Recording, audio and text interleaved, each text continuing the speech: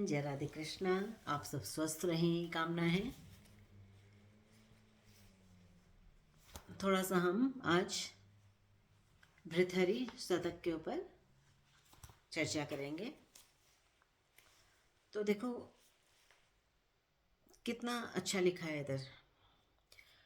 अग्नि को जल से शांत किया जा सकता है, बदमस्त हाथी को अंकुश से वश में किया जा सकता है, सूर्य के ताप से छत्र तान कर रक्षा की जा सकती है, बैल और गधे को डंडे से नियंत्रित किया जा सकता है, मंत्रों के प्रभाव से विश्व के प्रभाव को भी समाप्त किया जा सकता है।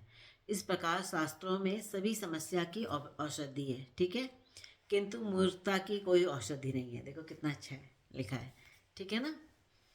कितना अच्छा लिखा है कि सूर्य का जो तप है उसको भी हम अगर छाता ले लें, है ना, या उससे भी हम बच सकते हैं, ठीक है।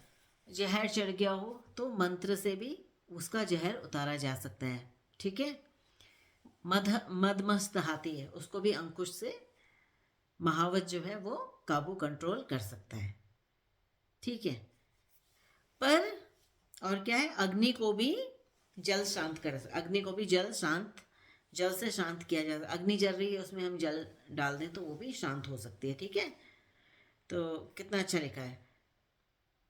इस प्रकार शास्त्रों में सभी समस्या की औषधि दी है। हमारे शास्त्रों में हर कोई भी समस्या है उसकी औषधि है ना। कोई भी चीज़ आ रही है, बीमारी, देखो उसका उसका कुछ ना कुछ उसका इलाज भी होगा। 100% है। कोई चीज़ आती है तो उसका इलाज भी नहीं भी होता तो हो जाता है, बन जाता है कुछ टाइम के बाद, ठीक है ना। तो इन सब चीज़ का इलाज है, परंतु जो मूर्ख है, ठीक है ना, उसका कोई इलाज नहीं है। उससे कुछ कभी वो सुधर नहीं सकता, वो कभी वो ठीक नहीं हो सकता। मूर्ख का कुछ नहीं हो सकता, ठीक है ना।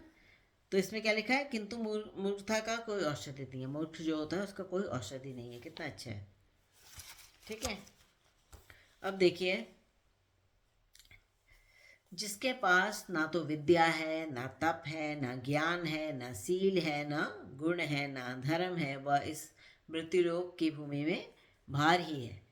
उन्हें मनुष्य रूपी पशु की ही समझना चाहिए।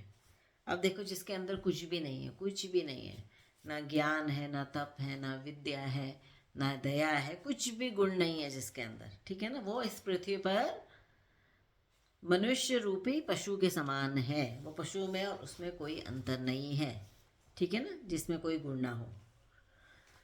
अब देखिए,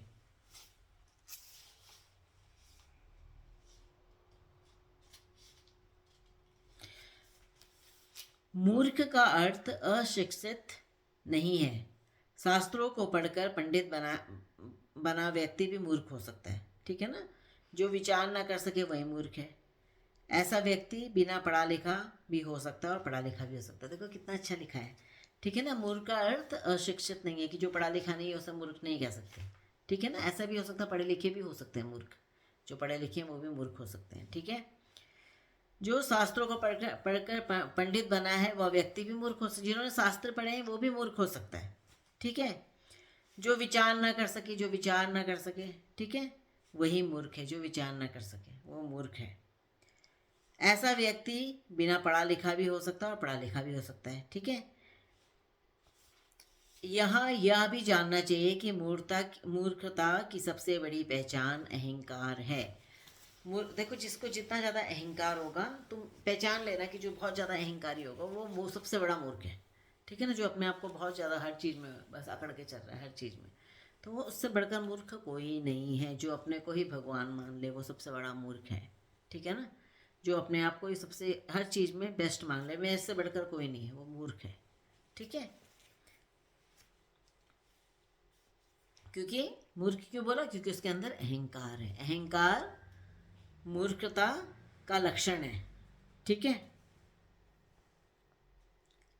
अब देखो, ऐसा व्यक्ति किसी की भलाई भी करेगा। ऐसा मूर्ख व्यक्ति अगर किसी की भलाई भी करेगा तो क्यों भलाई करेगा, इसलिए नहीं करेगा कि उसको अच्छा लग रहा है भलाई करना, वो इसलिए कर रहा है कि ताकि उसकी वाहवाही होए, ठीक है ना। वो ऐसी चीज़ों में करेगा, और करेगा भी उन्हीं लोगों की जिससे जो लोग उसके बारे में सबको बताएं, चमचे टाइप की जैसे लोग हो गए ऐसों की कर देगा, ठीक है ना, जिसमें उन्हीं की ही मदद करेगा, जिससे उनको उसको प्रसन्नता, जो उसकी प्रशंसा करें, कि जो बोले, जो सारी दुनिया में बता रहे ढिंडोरा पिटा दे किसने मेरे लिए ये किया, ऐसे व्यक्ति की मूर्ख जो ये जो होगा वो उसकी मदद करेगा, ठीक है ना।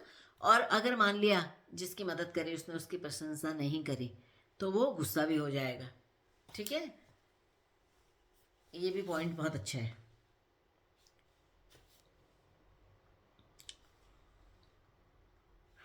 वह अपनी सोच, अपने तर्क और अपने ज्ञान को सर्वोपरि समझता है। वो अपने ही तर्क को, अपने ही ज्ञान को सबसे ऊंचा समझता है, कि बस वो जो कह रहा है वो सही है, बाकी जो दुनिया जो कह रही है वो गलत है, वो ऐसा समझता है, ठीक है।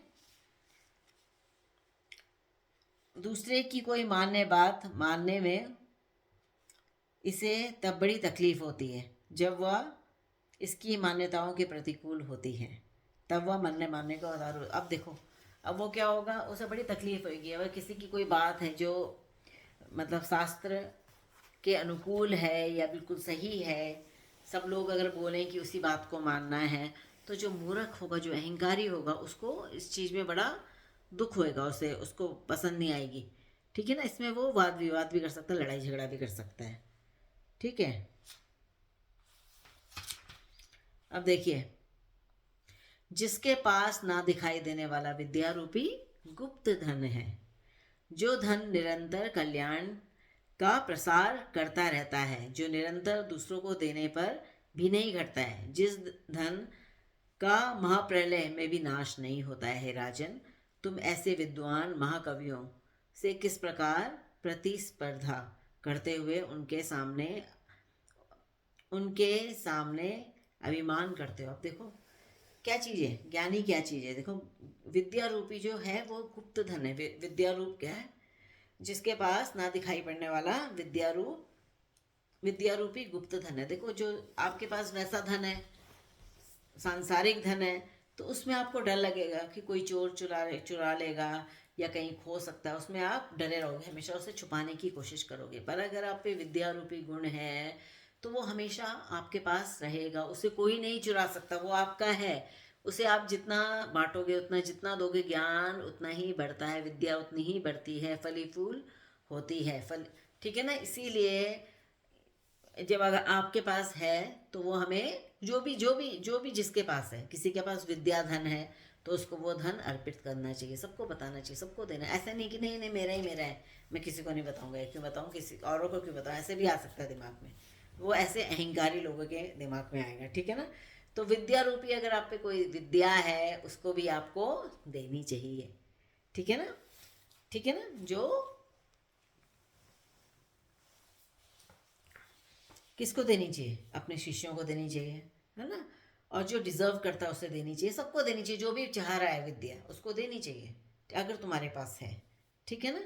तो इसमें तो आपको जितना दोगे उतना मिलेगी विद्या, इसको कोई नहीं छीन सकता, ये हमेशा आपके साथ ही रहेगी, ठीक है ना। लोक परलोक हर जगह रहेगी विद्या, कहीं नहीं जाने वाली। तो देखो कितना कुछ कितना अच्छा है। अब देखो किसी विद्वान पर विधाता भी रुष्ट हो जाए तो वह उसका क्या हित कर सकता है, वह उसे बेघर कर सकता है, उसे सांसारिक जीवन को नष्ट कर सकता है, किंतु उसके गुणों व कीर्ति की क्षमता तो नष्ट नहीं कर सकता। देखो कितना अच्छा लिखा है कि अब देखो कोई विद्वान है, ठीक है ना, उसको तो विधाता भी उस पर क्या रुष्ट होगा, क्या गुस्सा करेगा, उस पर क्या छीन लेगा, उसका धन छीन लेगा, ये छीन लेगा, पर वो फिर अपनी विद्या से सब कुछ दोबारा ग्रहण कर सकता है, क्योंकि उसके अंदर विद्या है, ठीक है ना, उसके अंदर वो गुण है, उसके गुणों को तो नहीं छीन सकता ना विधाता, उससे उसे वापस दोबारा कीर्ति मिल जाएगी और वो सब कुछ हासिल कर सकता है, ठीक है। अब देखो विद्या ही मनुष्य का वास्तविक रूप और ना नष्ट होने वाला गुप्त धन है, कितना अच्छा है, ठीक है ना। विद्या ही भोग, यश एवं सुख को प्रदान करने वाली, विद्या तीनों तीनों चीज प्रदान कर देती है, भोग भी प्रदान करती है, सुख भी प्रदान करती है, यश भी प्रदान करती है, ठीक है, तीनों चीज प्रदान करती है विद्या। विद्या गुरुओं का भी गुरु है, गुरुओं का भी गुरु विद्या है, अगर तुम्हारे अंदर है विद्या तो विद्या से बढ़कर कुछ नहीं है। विदेश में जाने पर विद्या ही बंधु बांधव बन जाता है और वही परलोक का वास्तविक देवता है, कितना अच्छा लिखा देखो। विद्या ही, अगर कहीं कहीं आप विदेश में आपका कोई नहीं है तो वहाँ पे आपका ये विद्या ही काम आएगी, ठीक है ना।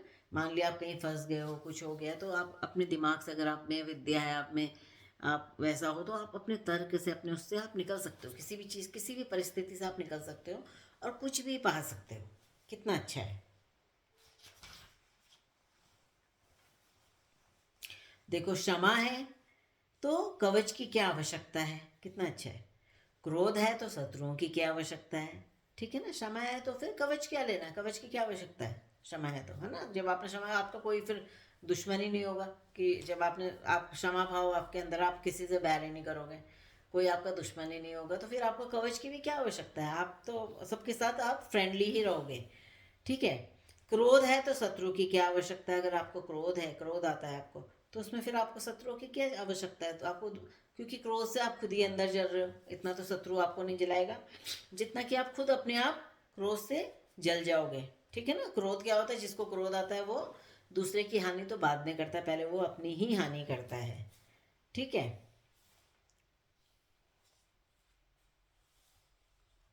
अपनी जाति के लोगों में ईर्ष्या है तो अग्नि की क्या जरूरत है। देखो कितना अच्छा है। अगर अपने ही लोगों में आपकी ईर्ष्या हो रही है, आप अपनी जाति, मतलब अपने संबंधियों से, या अपने किसी से भी ले सकते हो, किसी, मतलब अपने ही उसमें लोगों में अगर आप में ईर्ष्या है, ठीक है, ईर्ष्या मतलब जलन है एक दूसरे को देख करके, तो फिर अग्नि की क्या जरूरत है। आप उसी में जलते रहोगे, क्यों बढ़ गया आगे, है ना, मैं क्यों नहीं बढ़ पाया, ठीक है, उसका क्यों अच्छा हो रहा, मेरा क्यों नहीं अच्छा, इसी में ही आदमी फंस जाएगा। फिर उसे अग्नि की जरूरत नहीं है, वो खुद ही जलता रहेगा, ठीक है ना। इसलिए ईर्ष्या भी नहीं करनी है कभी, ईर्ष्या भी दुर्गुण है, ठीक है।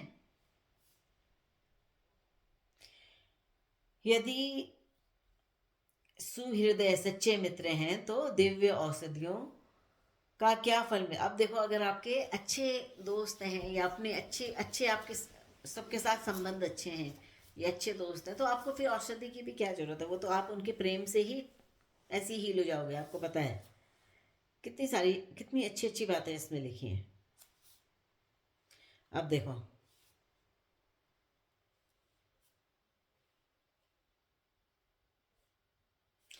दुर्जनों का साथ है तो सर्व पालने का क्या लाभ है, ठीक है ना। अगर जो, मतलब अगर दुर्जनों का तुम्हारा साथ है, गलत लोगों का साथ है, तो उससे अच्छा तो सर्प भी पाल लोगे, तो उसका भी कोई फायदा नहीं है। सर्प, दुर्जन लोग ही पाल लो या सर्प पाल लो, एक बराबर है, ठीक है ना। दुर्जन का कंपैरिजन कहाँ किससे किया है, सर्प से।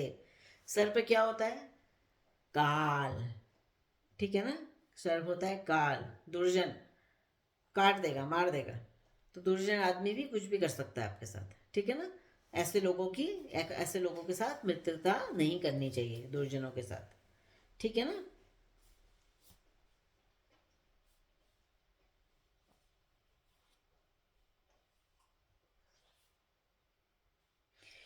लज्जाशील के लिए आभूषण आदि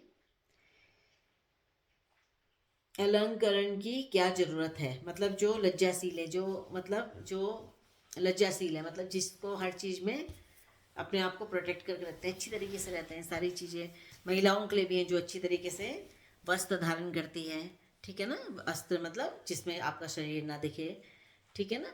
तो तो उस उनको फिर किसी और की आभूषणों की क्या जरूरत ही नहीं, किसी चीज़ की, वो तो ऐसी ही प्यारी लगेंगी, ठीक है ना। लज्जा से बढ़कर कोई आभूषण नहीं है लज्जा।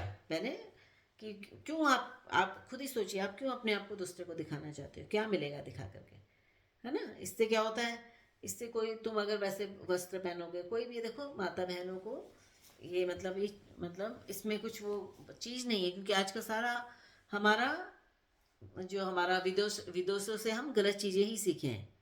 हमारी हमारी संस्कृति में ये सब चीज़ नहीं है। आप जितना ढका रहोगे उतने ही आप अच्छे लगोगे, उतने ही प्यारे लगोगे। ढके मतलब अपना अंग नहीं प्रदर्शन करना चाहिए किसी को भी। मतलब वस्त्र ऐसे बनो कि अंग ढके रहें, तो उसी में आपकी लज्जा है, लज्जा ही आभूषण है, उसी में रिस्पेक्ट है। क्योंकि क्यों किसी, अगर आपने कुछ, आपने गलत अगर वैसे वैसे वस्त्र पहन लिए, तो पहले तो क्यों पहनना, क्यों आप किसी को दिखाना चाह रहे, क्यों दिखाना चाह रहे हो, ठीक है ना। अगर तुम किसी को दिखाओगे ऐसा, कोई आप पता नहीं कामी पुरुष ने आपको देख लिया, ठीक है ना, तो उसके मन में वैसे ही भाव उत्पन्न हो जाएंगे। तो अपने आप को बचाना बहुत ज़रूरी है, अपने आप को बचाना बहुत ज़रूरी है। तो लज्जा ही स्त्री का आभूषण है। लज्जा ही स्त्री का आभूषण है। लज्जा मतलब लज्जा, बस मतलब अपने आप को एक अलग तरीके से, अपनी पर्सनालिटी वही है, मतलब जितना ढकी हुई रहेगी उतना, देखो कोई भी चीज़, हमने आपको पहले बताया था, कोई भी प्रेशियस चीज़ होती है, ठीक है ना, उसको आप ऐसे खुला नहीं रखते, उसको ठीक से छुपा करके रखा जाता है। वैसे ही स्त्री भी, जो औरत है वो बहुत ही प्रेशियस है, ठीक है ना, और उसकी रिस्पेक्ट भी उसी में है, लज्जा में ही रिस्पेक्ट है, ठीक है ना। तो आज के लिए बस इतना ही। कल हम फिर दूसरा टॉपिक लेके बात करेंगे। जय श्री राधे कृष्णा। ओम नमः नारायण।